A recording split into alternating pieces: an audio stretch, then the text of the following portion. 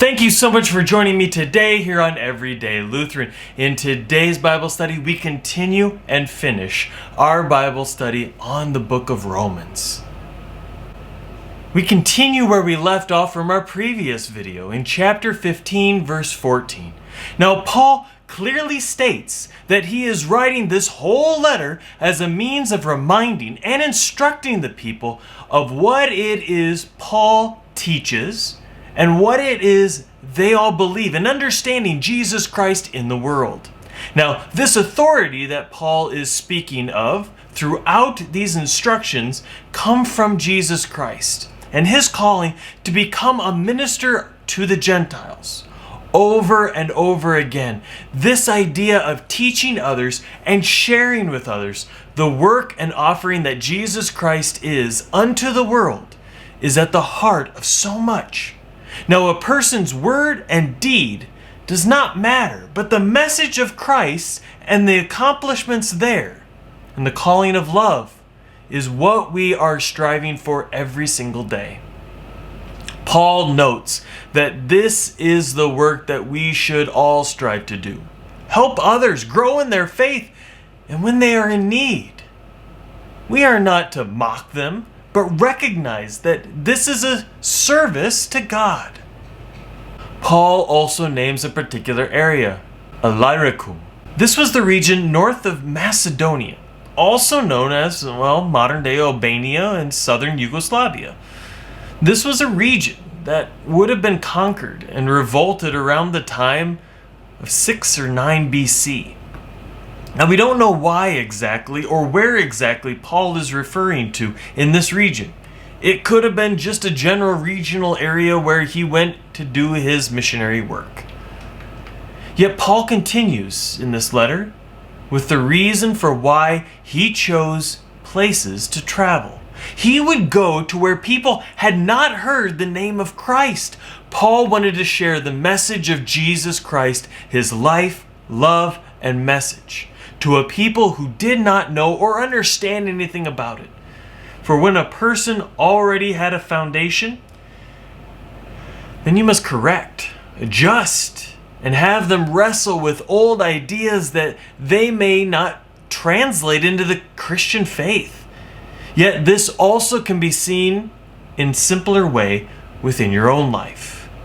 You need to build a relationship just as Christ did with the disciples, in order that you may help others grow in their faith.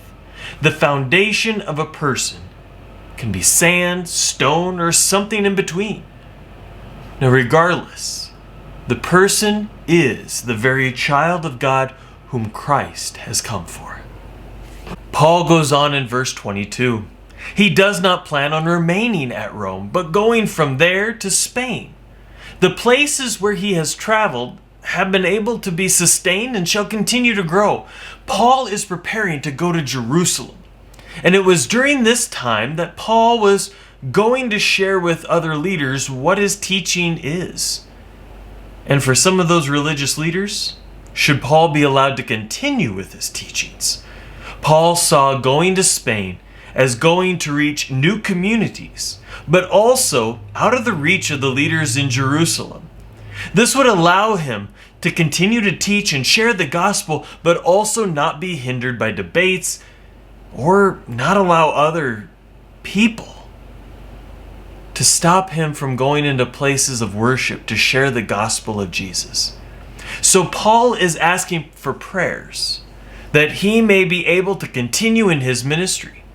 Paul is aware of the tight grip that many of the leaders in Jerusalem wish to have and would like to put out of his light that he has for the very traditions and teachings of God, that they may continue in the Jewish customs.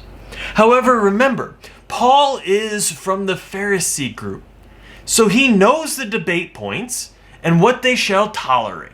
So Paul knows that what he shares and teach will not be accepted by everyone, especially in the leadership.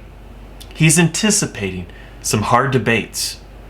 Paul is also kindly and gently asking that if any of the Roman Christians have any connections to Jerusalem Christians to please share a message of support for Paul to perhaps sway their minds.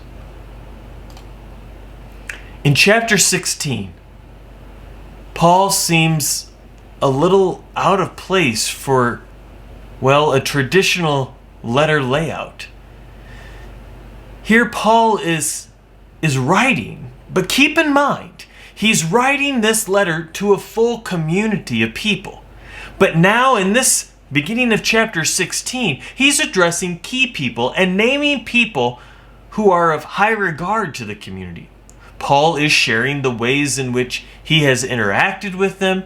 So in modern day terms, he's name dropping, but also sharing with this community the network that he knows and how close he is to them through others. Paul is writing this letter to the community. He's wanting to share this rich connection of how the Holy Spirit is working for the greater world as the church grows. The Holy Spirit has worked within his life and has been working in their community. Paul is highlighting that he knows that the Holy Spirit will bring them all together. Now it's starting in verse 17 of chapter 16. Paul delivers his final words to the Romans. He gives them a warning of those who would cause opposition to the teachings of Jesus Christ. Now such a person should be avoided, for they do not wish to share the good news, but will work for their own strivings in the world. So be aware of what is going on to allow you to share the good news of Jesus Christ and what shall hinder you from that precious goal. Paul once again notes that the end of time shall be coming soon, a time in which Satan shall be destroyed and God's peace shall be shared. Next, Paul names people who are close to him. Timothy has gone on many of the travels and learned with Paul on their missionary journeys. Lucius. It's unclear as to who this is within the life of Paul. Is this Lucius of Cyrene? Possibly. Now some have also thought, but less likely, to be Lucius or Luke the evangelist, the writer of the Gospel of Luke. Next, we have Jason, thought to be Jason of Thessalonica. This is the host of Paul, where he was there.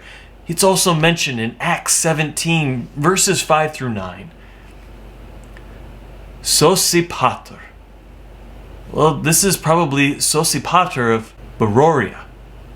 Now he is known to accompany Paul on his final journey to Jerusalem in Acts 20, verse 4. Now we also find out that this letter was written by Tertius, Paul's scribe. Now legend shares that Tertius becomes bishop of Iconium. Well, then we have Gaius of Corinth, the host of Paul. Also, Paul mentions the whole church in Corinth. But last, he names Erastus. Well, this was probably due to his high placement in the community of Corinth, keeping in mind he's the city treasurer. He's also mentioned in Acts 19:22. Now, being a city treasurer, he was also recorded in the Roman history of the city records as well. Paul closes his letter, though, going back to the gospel of Jesus Christ, the mystery that has now been revealed to them. How the prophetic writings are now being shared with the Gentiles. That God is bringing them all into the faith through Christ. Well, thank you so much for joining me today here on Everyday Lutherans through this journey of Romans. I invite you to partake in some of the other Bible studies that I have here. Share this with others that they may also learn and grow closer to God, much as Paul was doing for others.